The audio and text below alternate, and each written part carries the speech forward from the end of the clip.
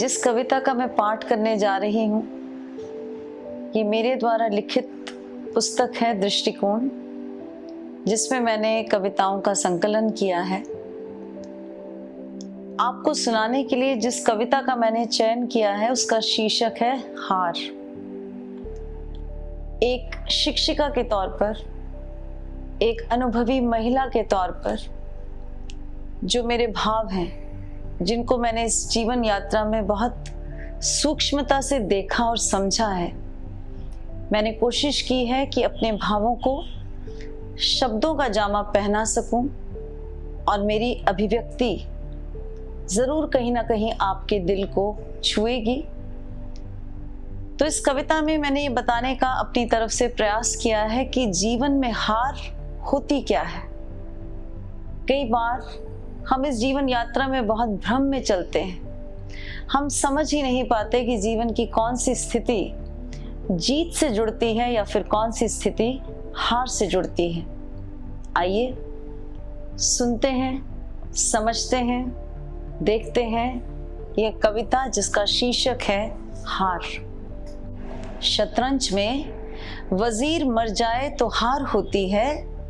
प्रश्न यह है कि जीवन यात्रा में किस बात से हार होती है। जब सिद्धांत सूली पर चढ़ जाएं तो हार होती है। जब दिल रोशनी से डर जाए तो हार होती है। जब मित्र बंधु पीठ पर करें वार तो हार होती है। जब अपनों से उठ जाए विश्वास तो हार होती है। जब लगाए आग घर का चिराग, जब लगाए आग घर का चिराग तो हार होती है।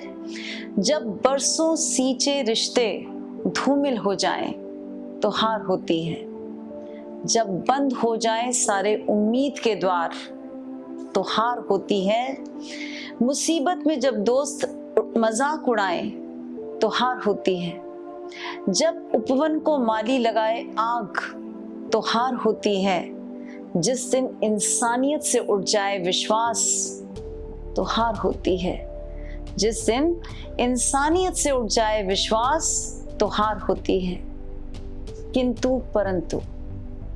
किंतु परंतु सबसे बुरी स्थिति जीवन में वह है दोस्तों, सबसे बुरी स्थिति जीवन में वह है दोस्तों, जब इंसान अपनी नजरों से गिर जाए तो हार होती है। जब इंसान अपनी नजरों से गिर जाए तो हार होती है।